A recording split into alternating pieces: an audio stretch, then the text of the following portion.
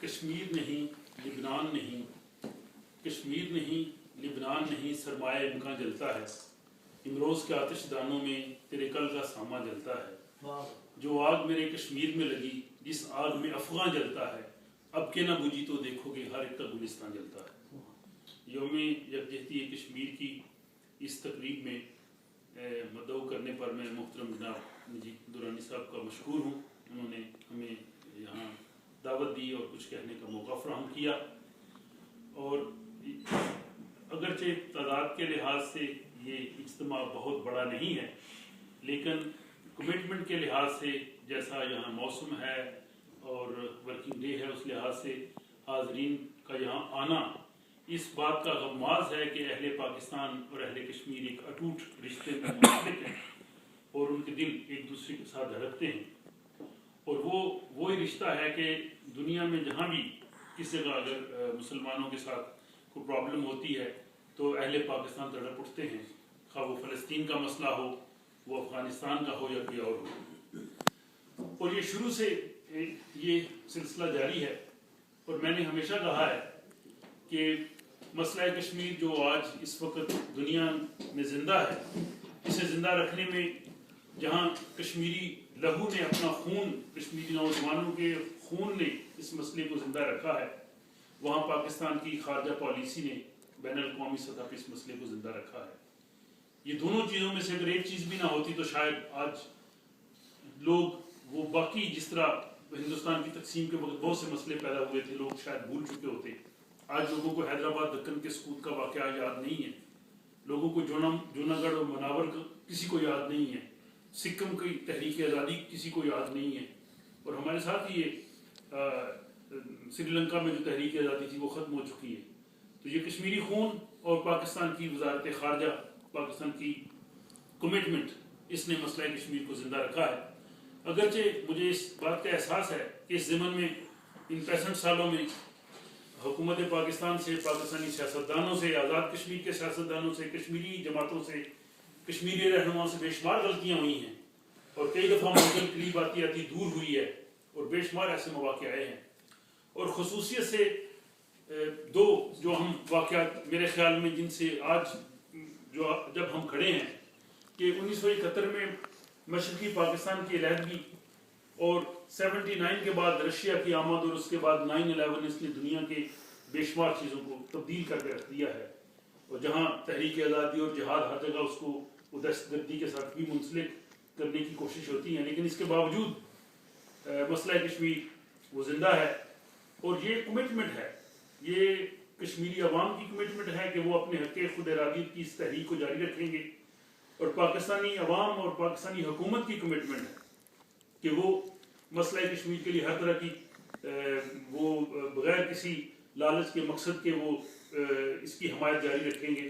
اور اگرچہ جیسے میں نے کہا کہ بعض پالیسی سے اختلاف ممکن ہے، لیکن یہ دیکھا جائے تو جب سے یہ تحریک آزادی جاری ہے اور جب سے یہ 5 فروری، حالانکہ 5 فروری کا تحریک آزادی کشمیر میں کوئی اتنا بڑا اہم دن نہیں تھا، لیکن 1990 سے یہ دن کشمیری عوام کے ساتھ اظہار یکجہتی کے لیے منایا جا رہا ہے۔ لیکن یہاں میں ضرور یہ کہنا چاہوں گا کہ ایک مضبوط اور مستحکم پاکستان ہی کشمیر کی آزادی کی ضمانت دے سکتا ہے۔ اگر خطے کے جیسے حالات ہیں، ان حالات میں بھی اگر مسئلہ کشمیر زندہ ہے، سقوط ڈھاکہ کے بعد بھی مسئلہ کشمیر زندہ ہے، اور کئی دفعہ تو تحریک آزادی اتنی آگے گئی، تو ایک مضبوط اور مستحکم پاکستان ہی کشمیر کی آزادی کی ضمانت دے سکتا ہے۔ لیکن یہاں میں یہ بھی کہنا چاہوں گا کہ 5 فروری کو جو ملک میں چھٹی کی جاتی ہے، میرے ذاتی خیال میں یہ چھٹی ختم ہونی چاہیے۔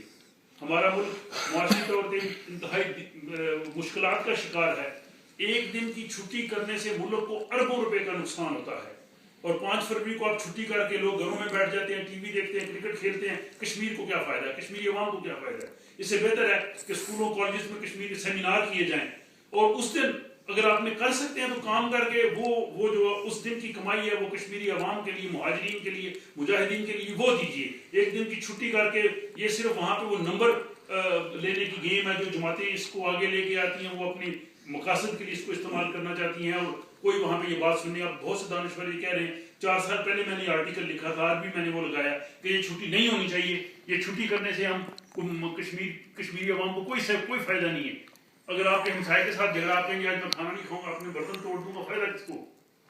مجھے یاد ہے کہ پاکستان کی تاریخ میں جہاں تک میرا اپنا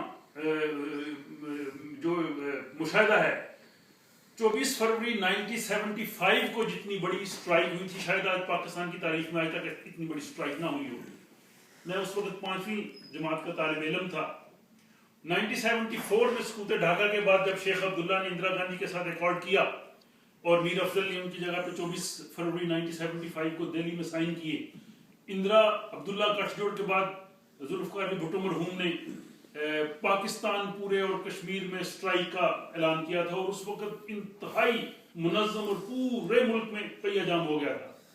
ہم نے خود اپنے گلی محلے میں بہت بڑا جلوس نکالا، اور شاید اس میری اس لائف کی وہ پہلی سپیچ تھی. لوگوں نے مجھے کھڑا کیا کہ کشمیر پہ بولو، جو مجھے آیا 4 لفظ ہم نے بولے.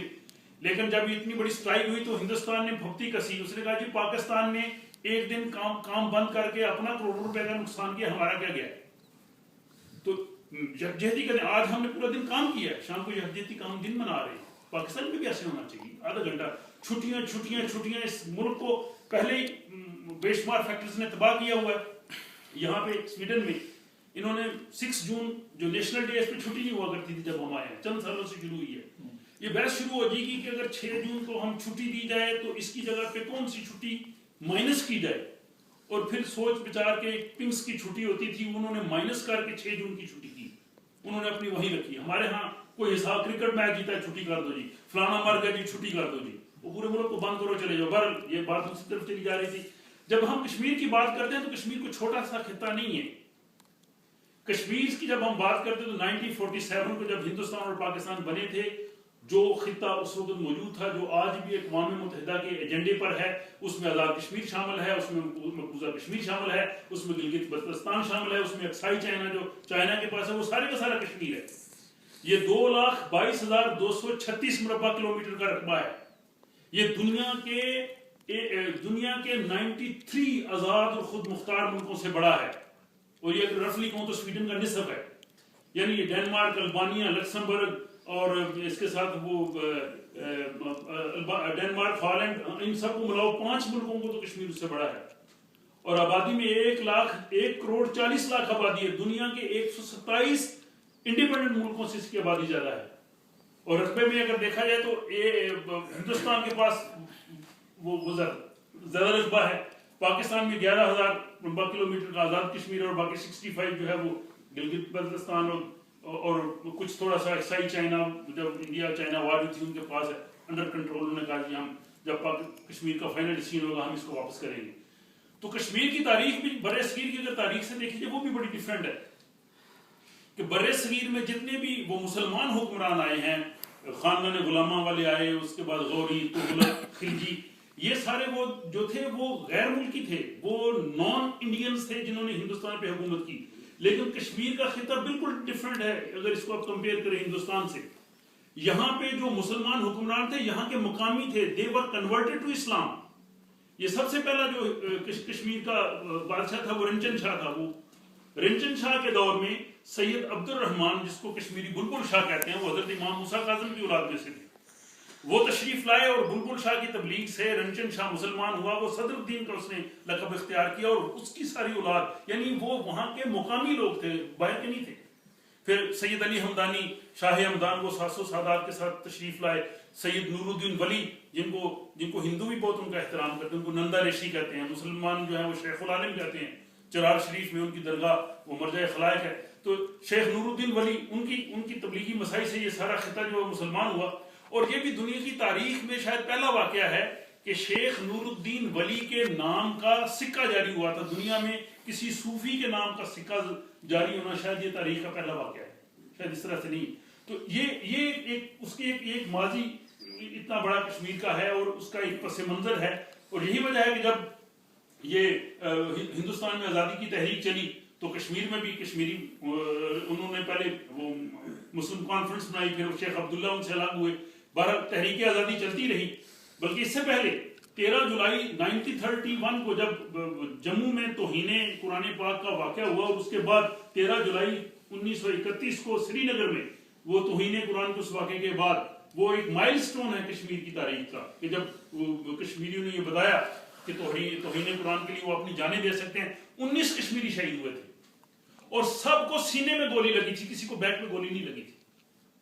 اور اس کے بعد پھر یہ تحریک آزادی آگے بڑھتی رہی, آگے بڑھتی گئی اور مختلف مراحل آتے گئے. چونکہ وقت کم ہے اور میں ان ساری ڈیٹیلز میں نہیں جانا چاہتا, لیکن یہاں ہم یہ ضرور کہنا چاہتے ہیں کہ یہ کشمیریوں کی اس سے کمٹمنٹ ہے, اور یہ 65 سال گزرنے کے باوجود یہ مسئلہ ختم نہیں ہو سکا کیونکہ وہاں اتنی زیادہ لہو بہا ہے. اور یہاں بھی ہم نے وہ کشمیر کمیٹی بنائی ہے, برکت صاحب جس کے صدر ہیں, یہاں ہم جاتے ہیں, جناب ظفر صاحب اور باقی احباب ہمارے ساتھ ہوتے ہیں, ہم جہاں جاتے ہیں یہاں کے پارلیمنٹیرینز کو, یہاں کے سیاستدانوں کو, یہاں کے حقوق انسانی کی تنظیموں کو, یہاں اقوام متحدہ کے رہنے والوں کو ہم جا کے ان کو بتاتے ہیں کہ دنیا کے منصف ہو, دنیا کے منصف ہو, دنیا میں آزادی اور انصاف کو بلند کرنے والوں, کشمیر کی وادی میں, جلتی ہوئی وادی میں بہتے ہوئے خون کی آواز کیوں نہیں تم سنتے؟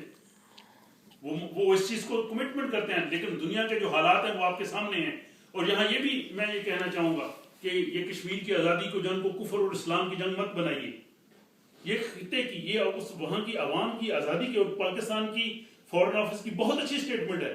انہوں نے کہا جی ہم کشمیری عوام کی حق خود ارادیت کی حمایت کرتے ہیں, کیونکہ جیسے فلسطین کی آزادی کی تحریک ہے وہ ہم شاید اس کو بلاوطن کی آزادی کہیں, لیکن دنیا میں وہ فلسطین کی آزادی کی تحریک کے نام سے جانی جاتی ہے اور دنیا اس لیے اس کی حمایت کرتی ہے. اور آج کی دنیا میں یہ ثابت ہو گیا ہے کہ ٹھیک ہے کشمیری بلڈ نے, خون نے اس مسئلے کو زندہ ضرور کیا ہوا ہے, لیکن مسائل کے حل کے لیے ڈپلومیسی کام آتی ہے, گراؤنڈ ریالٹیز دیکھنا پڑتی ہیں. دونوں نیوکلیئر پاورز ہیں, اپنے اپنے انٹرسٹ ہیں, دونوں ملکوں کی ایک جذباتی کیفیت اس میں آ چکی ہے. نہرو نے اگرچہ وہاں پہ وعدہ کیا تھا کہ ہم پلیبیسائٹ کریں گے, لیکن نہرو کہتا تھا جب میں رات کو سوتا ہوں میری روح کشمیر چلی جاتی ہے. ان کی جذباتی وابستگی تھی, گاندھی کی جذباتی وابستگی تھی. وہ اس کو اوٹوٹن کہہ رہے ہیں, ہمارے یہاں شارک کہا جا رہا ہے, کشمیری درمیان میں پس رہے ہیں. اس مسئلے کو اگر جب بھی حل ہونا ہے, یا میں یہاں یہ کہہ دیتا ہوں, جب بھی اس مسئلے کو حل ہونا ہے یہ شارک اور اٹوٹن سے ہٹ کے حل ہوگا تو تب یہ مسئلہ حل ہوگا, ورنہ یہ ہو نہیں, اس کا فوجی حل نہیں ہے. ہم نے بہت جنگیں لڑی ہیں, جنگیں ہو چکی ہیں, اور اب تو جنگوں کا نظریہ بدل چکا ہے, حالات بین الاقوامی بہت تبدیل ہو چکے ہیں. یہاں پہ ڈپلومیسی کو کام کرنے کا موقع ملے گا, کشمیری عوام کو ایک دوسرے کا ملنے کا موقع ملے گا. ابھی میں پچھلے سال گیا ہوں تو ہماری خواہش تھی, ہم دیکھیں, میں سیالکوٹ اور جموں کے بارڈر پہ گیا ہوں جہاں پہ انہوں نے اب تو انہوں نے وہ بارڈ لگا دی ہوئی ہے. وہ خیر دیوار برلن سے اتنی مضبوط نہیں ہے, اگر دیوار برلن ٹوٹ سکتی تو وہ کچھ نہیں. اور وہاں سامنے سے وہ ہمیں جموں اور وہ سارا خطہ نظر آ رہا تھا. وہ لوگوں کے دلوں میں وہ جو کشش ہے وہ ختم ہو نہیں سکتی. اور اقبال نے کشمیر کو اتنا ٹرائبیوٹ پیش کیا, انہوں نے کہا کہ قوم نجیب چرب و دست و تر دماغ, جس کو اقبال نے چرب و دست و تر دماغ کو قوم نجیب کہا ہو, جس کے بارے میں اقبال نے کہا ہو کہ جس خاک کے خمیر میں ہو آتش چنار, ممکن نہیں کہ سرد ہو وہ خاک ارجمن, تو وہ تحریک ختم نہیں ہو سکتی. انشاءاللہ یہ جاری رہے گی. اور میں آپ حضرات کا بھی بہت مشکور ہوں, محترم نجیب صاحب کا بھی بہت مشکور ہوں کہ انہوں نے ہمیں موقع فراہم کیا. انشاءاللہ یہ جو ہم نے شمع جلائی ہے, جو ہم اپنی سطح پہ سویڈن میں جو کوشش کر رہے ہیں, ہم یہ کوشش جاری رکھیں گے, دنیا بھر میں کشمیری جاری رکھیں گے.